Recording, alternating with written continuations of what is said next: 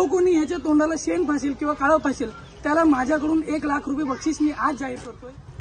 राहुल सोलापूरकर याने छत्रपती शिवाजी महाराजांबद्दल काही वक्तव्य केलं, त्याच्यानंतर आता पुन्हा एकदा बाबासाहेबांबद्दल त्यांनी चुकीचं वक्तव्य केलेलं आहे।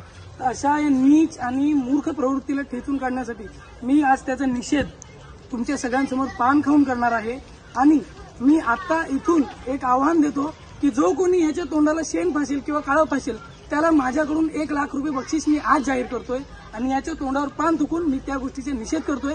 आमच्या महापुरुषांचा अपमान करण्याची तुमची लायकी नाहीये आणि याला जो कोणी काळं फासेल शेण फासेल त्याला माझ्याकडून 1 लाख रुपयांचं बक्षीस मी आता जाहीर करतो। स्टॉप करतो बंद।